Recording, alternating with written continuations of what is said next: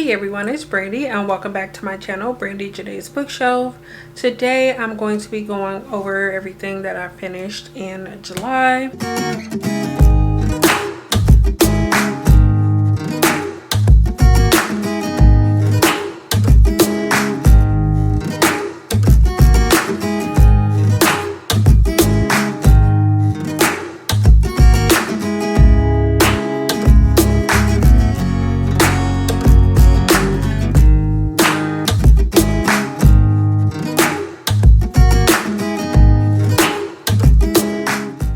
So I'm actually filming this video like way earlier than I normally would. It is August 2nd and I decided that I wanted to just go ahead and film this now. Because I decided to do this now, excuse me if some of the books I talk about aren't super detailed. Of course, I'm gonna start off with stats.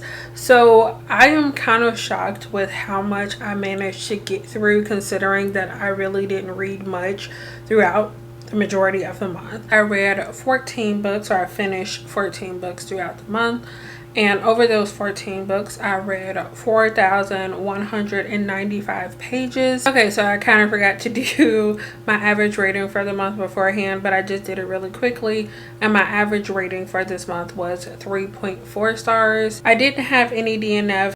I did end up having one DNF by the end of the month, which was Kings of the Wild by Nicholas Eames. I originally started this book back in June and the plan was to finish it in July. I read some of it until maybe about halfway through July and once again forgot I was reading it. And I decided at the beginning of August that I wouldn't be continuing on. So this will be counting towards page count for the end of the year. But as of right now, I'm not going to be continuing on with that one. I have 4 rereads. 9 of the books that I read were print books. 1 was an ebook, and then 4 were strictly audiobooks. So as always, when I have rereads, we're going to start with those, and I'm going to be going in rating order. So the first set of books I have to talk about are all of my rereads, and that is the first 4 books in the Hidden Legacy series by Alona Andrews. Starting off with the series, we're following Nevada Baylor. She, along with the rest of her family, owns and runs this PI business. In this world, magic exists because of the serum that was passed around at a certain time so many years ago. And now all of the magical families are separated into houses, and they're pretty much left to govern themselves. Before the story started, Nevada's family sold their company off or took out a loan or some sort to one of the bigger magical houses because her father was sick, and in order to help pay for some of his cancer treatments, they needed money. So they sold the business. Because of this, they have like some contractual obligations to that bigger magical family that now owns them. So when the story starts, Nevada gets roped into going after this prime that is going around killing people and burning stuff and a whole lot of craziness, and in doing so she gets wrapped up with a lot of different families and craziness within this magical family system that her and her family have been trying to avoid for reasons. I don't know if that is enough to fully cover the story, but I feel like that's a good basis of where you are going into it. Obviously, if you read the description, it'll make a lot more sense. But like I mentioned, I read the first 4 books in the series, or reread the first 4 books in the series. The first book is Burn For Me. The second one is White Hot. The third one is Wildfire. Like I said, all 3 of those are with Nevada as the lead. And then finally, the last reread that I had for the month was Sapphire Flames, which was the first book in Catalina series. Moving on, I have 1 book that I gave 2 stars this month, which I was really sad about. But anyway, this one is Training My Heart to Love You by Monica Walters, and this is a contemporary romance. This is a dual perspective following Cortland and Zayson. Cortland works for this non-profit community type center, and she ends up having to take over it after the director ends up leaving and was about to shut it down for personal reasons. At the beginning of the story, she's trying to think of programs for these girls that come to the center during the summer, and she decides that she wants to teach them how to garden. She doesn't know the first thing about starting a garden at all, so she reaches out to her cousin to see if he knows anyone that might know how to help and would be willing to help her out with this program. After a little bit of digging, her cousin ends up getting her introduced to Zayson. The two of them meet up because he agrees, obviously, to help out with this thing that she's trying to do for the girls, and they immediately hit it off. The two of them are pretty straightforward, and they are very open with what they want in a relationship, and they decide to start dating to see where it could go, while also trying to block out the outside influences of negative family members in their lives. I'm gonna leave it at that because I probably gave a little bit too much away. Anyway, this took me like half the month to read. I'm gonna start with that. I think I started this on like the 4th, ended it maybe on the 24th, like around my birthday, maybe on my birthday. It was so disappointing to me, and I hated that I felt that way, because it was like, on one hand, it had some things that I really enjoyed, but there are so many things that were bothering me with the story that I just couldn't give it a better rating. So I like the fact of how open they were with each other, and I think because they were older characters, I think both of them were in their 30s, as opposed to the typical romances that I have read in the past where it's like early 20s, you know, things like that. They're a lot more centered in their lives. They know what they want, and they're not really about playing the games, going back and forth about miscommunication and things like that. However, for every time that I felt like things were going good, I get frustrated. There's a couple main things that I wanted to touch on that I felt like really took away from my story. So it was one thing, I know that's more of a subjective opinion. I just didn't get along with the language all of the time. I would fall into it and I'm like, okay, I'm in, I'm good, let's keep going. And then it was like the way, and it was usually Zayson, the way he would say certain things, I would be like, okay, no.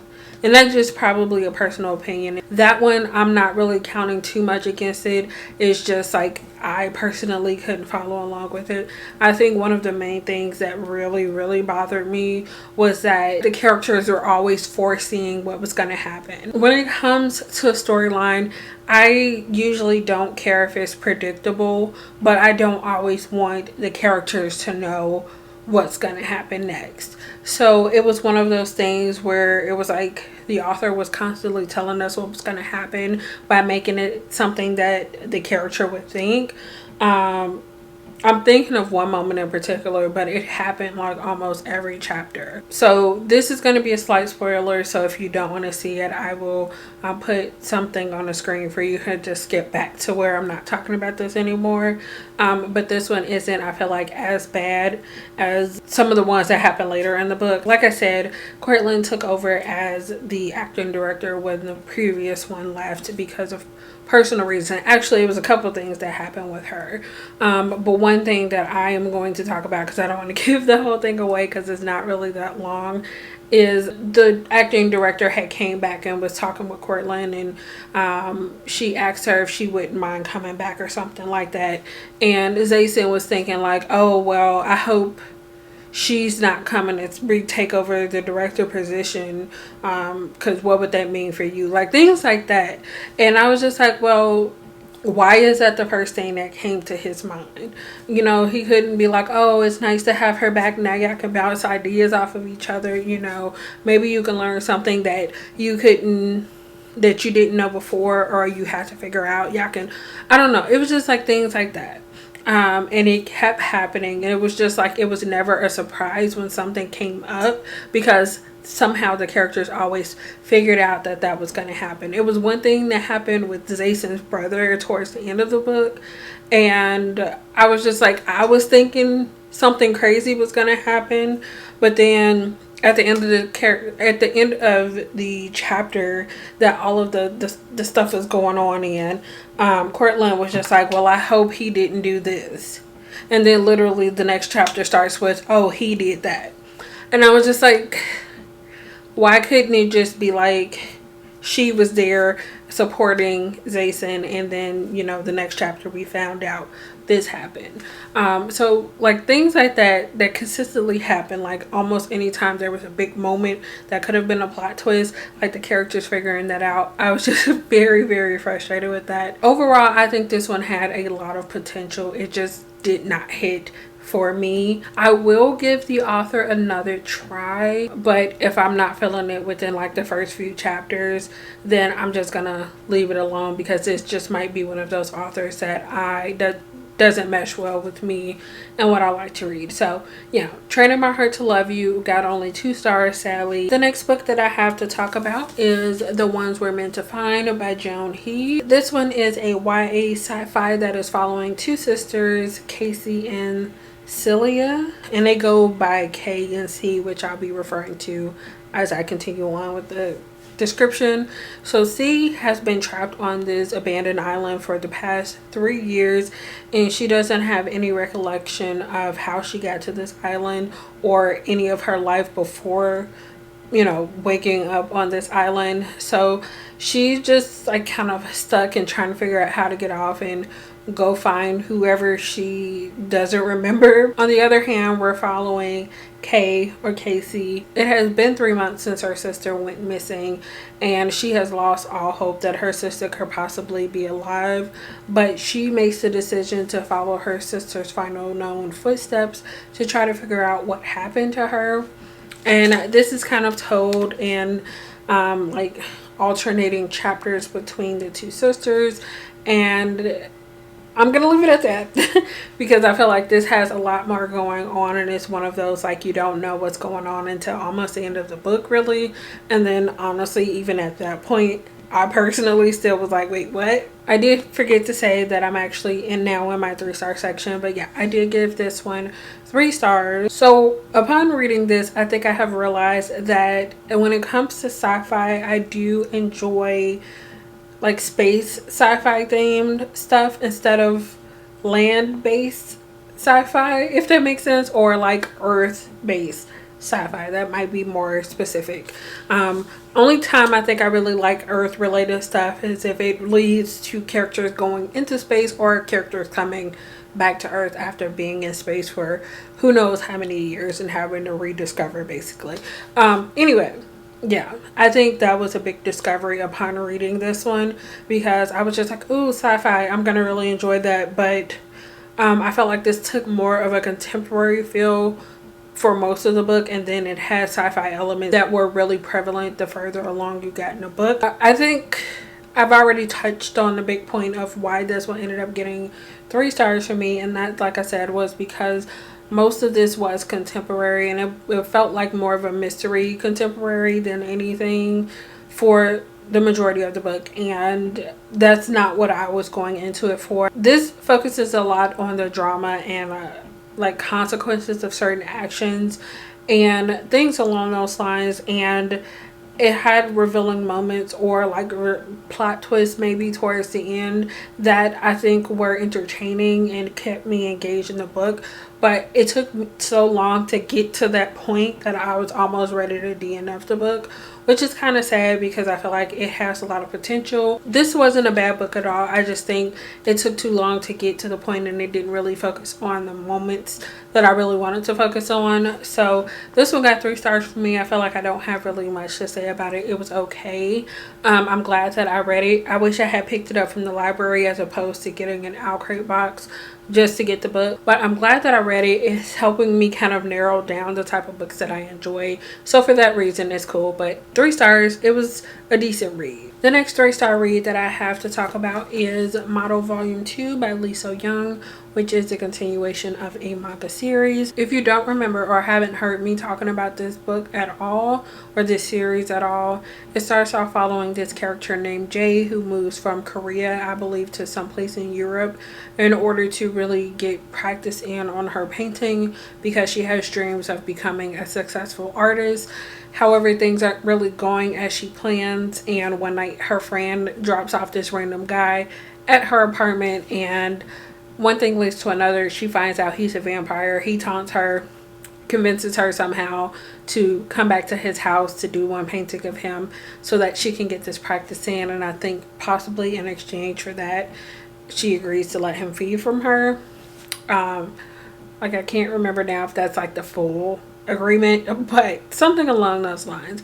And like I said, this is just a continuation of that one. A lot of this was focusing on Jay kind of learning about the people that she's living with, because Michael is rarely there, so she's not able to get her painting done at all because you know, he's not there to have as a subject. And then she says, well, maybe I'll get to know him better. I get a better understanding of how to paint him by getting to know the people around him. But it seems like there's a lot of secrets that they don't want to be discovered, and she's just like new commodity that is interesting to the guy that's on this cover. This one got 3 stars for me. It's one of those things that I remember really enjoying it, which is why I asked or put like the series on a wish list, and I ended up getting it for Christmas this past year. And upon rereading it, I think like I'm not enjoying it basically as much as I did before. I think I will hold on to the series for nostalgia reasons, but as far as this read, I probably would not recommend it because I just feel like it's kind of immature. Main character is a little naive in her thinking, and she's going to end up causing way more problems than she's hoping to accomplish, like goals of her own. It's just a bit of a mess, and I don't know how this is going to play out. I think this is going to end up being like some tragic love story between a human and a vampire. I don't know, but for now it got 3 stars for me. It was one of those things, like, it's weird because it's like I'm kind of enjoying it, but at the same time I'm like, ooh, the problems that are included in this are ridiculous. It is what it is, I guess. It's just a reread for me, and I'm just curious of how the rest of the series is going to play out. The next 3-star read that I have is actually another manga, but this one is the start of a series, and that is Toilet Bound Hanako-kan Volume 1. This story is following this high schooler named Nini Yashiro. She's with one of her friends one day, and her friend is actually telling her a story about one of the 7 mysteries of the school that they attend. And mystery number 7 is this ghost called Hanako-san, who lives in the 3rd stall of the girls' bathroom in an old building. And it's said that this ghost will grant any wish to the person who can summon it. So of course she decides that she has to go and get this wish granted. So she gets there, she meets the ghost, finds out that it's actually a boy, and she wishes that he can make her, or make this guy, fall in love with her or something like that. And it pretty much just starts the story of how Nini Yashiro ends up starting to work with this ghost.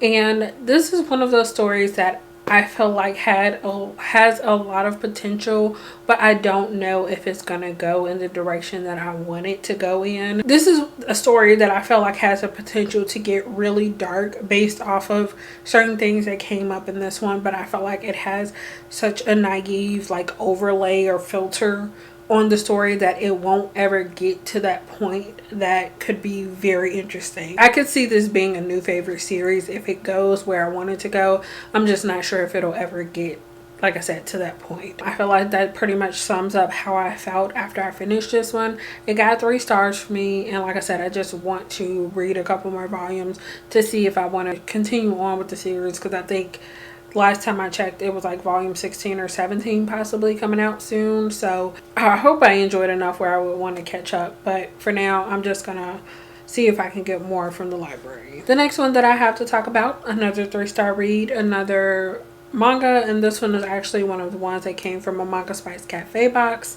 So I'm not gonna spend too much time on this because I do plan on doing a separate video based off of these. However, I haven't finished reading all the books from the 2 boxes that I'm behind on at this point, so I don't want to give too much away in this one. But anyway, that one is Days on Fez Volume 1 by Kanato Oka. This is a slice of life manga series that is following this character named Kanade Sora as she discovers live music festivals for the first time. So at the beginning of the story, we are following her as she's like really obsessed with, I think, TV shows and things like that. One of her school friends has an extra ticket because her brother ends up having to work, and she offers the ticket to Kanade Sora. And at first I think she says no, but she ends up going because the friend convinces her and she falls in love with it. And I think this is just going to be a series of the two friends as well as the girl's older brother and his friend just constantly going to different music festivals. They might possibly be love and things like that. It was a decent story. It's another one of those where I was just like, oh, okay. But definitely not what I pick up manga for. I don't mind slice of life usually, but I can see that this probably isn't really going to have much drama. I think a lot of this is just going to be focusing on the characters. Like I said, going to different music festivals, and I just don't see me being very interested in that. Especially, definitely not enough to collect them. But it wasn't bad. It got 3 stars. I just don't think I will continue on with the series at all. Okay, in the next 2 books I think I'm going to talk about together, and this is going to be a crossover between my 3 and 4 star reads, and that is the next 2 volumes in Girl Got Game by Shizuru Sino. Starting off with volume 2, this was definitely a 3-star read for me. The story starts off with this girl named Kyo. Her father enrolls her into the school as a boy so that she can play on the boys basketball team. So she's pretty much stranded and has to pretend to be a boy so that she doesn't get kicked out. At the end of the first volume, Kyo was actually feeling a little sick, and her roommate Chiharu carried her back to the room, and like he tripped over her and fell, and she didn't have her wrapping, and he like fell on her breast and he touched the baby, and she freaked out and she was just like, oh my god, he knows. And she went through this really elaborate ruse to try to convince him that she's a boy. That included like going after girls constantly, pretending to enjoy watching porn and things like that.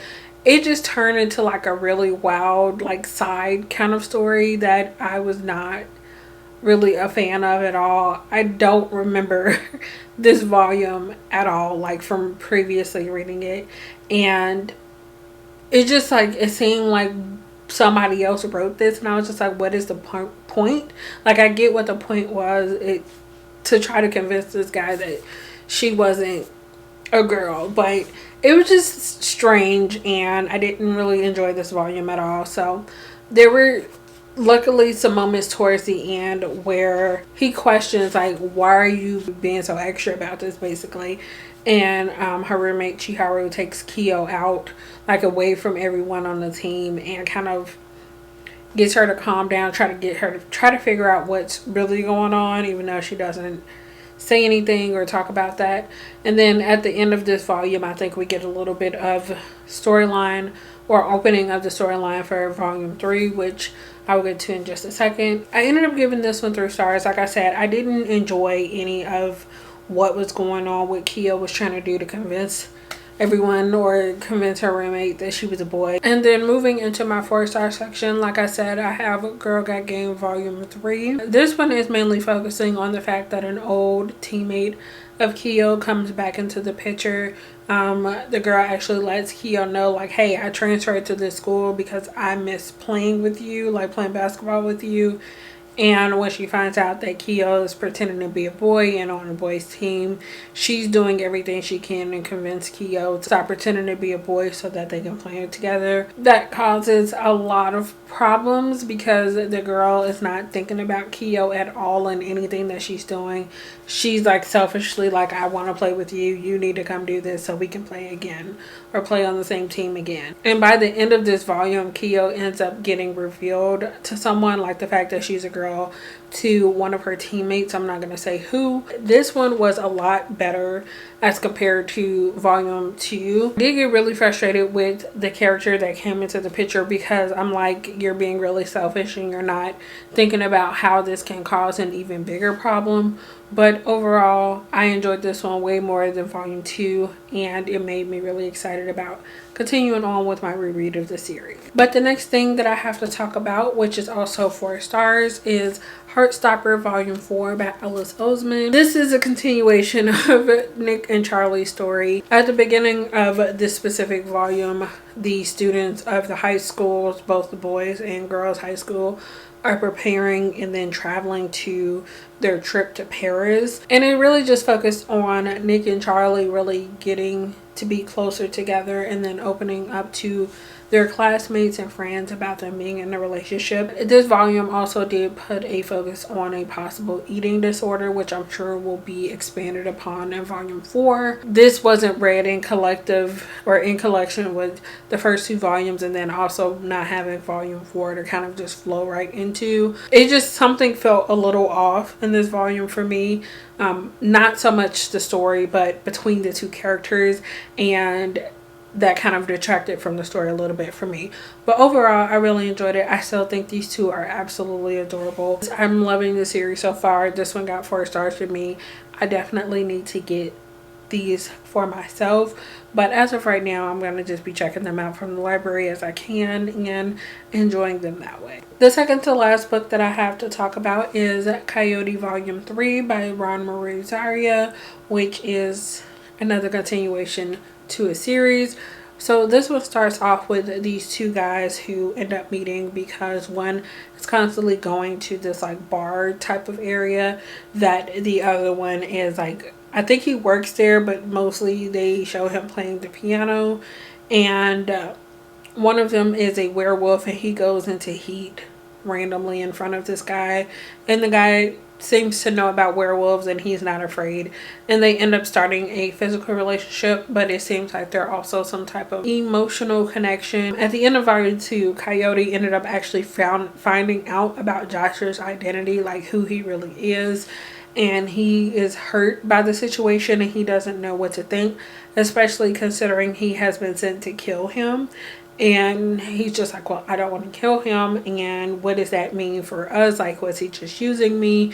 And how all of that is going to play out. And at the start of this volume, we actually, or Coyote sees that Josh is being held hostage in his werewolf like home area. It's just basically a continuation of their story and how their possible relationship is going to affect this war that is brewing between the werewolves and then Josh's family, because his grandfather is trying to eradicate all the werewolves. I just feel like it's slowly gearing up, and I almost just think I want to wait until there's like several, like maybe like 5 volumes out, because a lot of it is sexual in nature, because Coyote is like half the time in heat, and it's just it's a lot going on. So it's like we don't always get a lot of the actual, I don't want to say we don't get a lot of the storyline, but I feel like we could definitely have more of the storyline if that had been more the focus. But I also like the romance, so I'm conflicted because I want more of both, or at least want more storyline, but I don't want it to take away from other parts of like their connection. It got 4 stars to me. I'm really enjoying this series. I just wish that we were getting more than 2 volumes a year, I think. And the final book that I have to talk about, and my only 5-star read, is The Gilded Ones by Namina Forna, which is a YA fantasy. This one is following 16-year-old Deka, and she's living in fear and anticipation of the blood ceremony that her village partakes in. And basically during the ceremony, a girl is cut, and they're checking for whether their blood runs red or gold. If their blood runs red, I'm sorry, I'm like stumbling. If their blood runs red, then they're pure, they're good to go, they can pretty much live life as normal. However, if their blood runs gold, then they're a demon, and there's basically a death mandate on them. But then finally it's actually the day of the ceremony, and some events happen, and Deka ends up finding out that her blood actually runs gold, and she loses everything and everyone that she thought cared about her, and she's now stuck in this situation where she's basically tortured for months, being killed over and over because she can't technically die. And one day this woman finally comes to set her free. I say that because she basically tells her that she could go fight for the emperor to earn her freedom, instead of constantly, being tortured and try to be killed by the men of her village. She agrees to do that, to go take the training with the other girls whose blood runs gold. And on her journey, and also when she gets there, she realizes that she's even not exactly the same as all of the other girls who are forced into this situation or have chosen this situation instead of being killed. You guys, this book was so freaking good. If you haven't read this already, I definitely suggest you read this. I feel like I have been straying away from YA more and more lately, but this is the type of book which is the main reason why I think I will never fully leave YA, because we have things like this. Like I can't put into words how much I love this book. Like I just wish I can, I always wish I can give you guys the feelings that I had, just bottle them up, and when I talk about the book, just release it. You can feel the same things. It was exciting, and it was one of those weird things where even though I predicted a lot of the ways that the story was going to go, I didn't mind that because it was still so engaging, and I feel like that really happens because I'm like, if I know what's going to happen, what's the point of reading, you know? But there was always something that was just like, oh, ooh, I want to know more about that. But this was pretty brutal, and I think that's part of the reason why I loved it, because it's like she didn't hold back at all, and it was so good. It was so good. I don't want to keep gushing and not really making sense. Just know I love this one. It got 5 stars for me. Those are all of the 14 books that I finished in July. Instead of rambling on, I think I'm just going to end this here because I don't have anything else to talk about. Let me know down in the comments what were some of your favorite books that you read in July. If you liked this video, give it a thumbs up, and if you would like to see more from me, make sure you subscribe. Thank you guys so much for watching, and I will see you again in the next one. Bye.